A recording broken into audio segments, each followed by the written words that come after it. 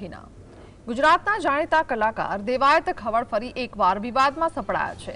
તલાલા ગીરના ચિત્રોડ ગામે દેવાયત ખવડની કારની અન્ય એક કાર સાથે જોરદાર ટક્કર થઈ હતી। આ ઘટનામાં ધ્રુવરાજસિંહ ચૌહાણ નામની વ્યક્તિને ઈજા પહોંચતા હોસ્પિટલમાં દાખલ કરાયા છે।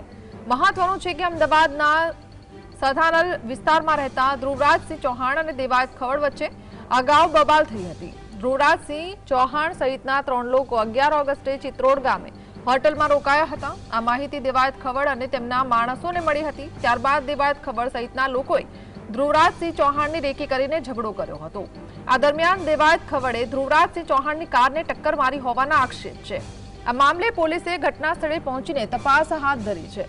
આ ઉપરાંત દેવાયત ખવડ અને તેમના સાગરીતોને પકડવા કવાયત હાથ ધરી છે। જો કે આ મામલે કોઈપણ પ્રકારની પોલીસ ફરિયાદ નોંધાઈ નથી, પરંતુ બંને કાર ચાલક ફરાર છે।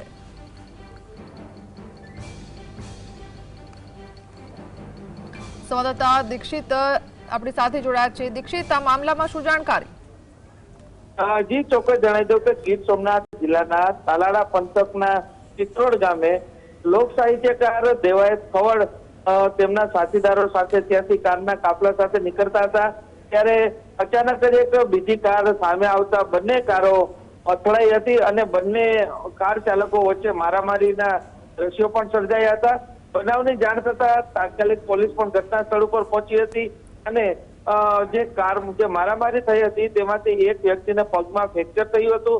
તે હાલ હોસ્પિટલ ખાતે છે અને જે બાકીના જે બંને કારના જે ચાલકો છે તે ફરાર છે અને હાલ પોલીસ વધુ તપાસ હાથ ધરી રહી છે। જી, આભાર।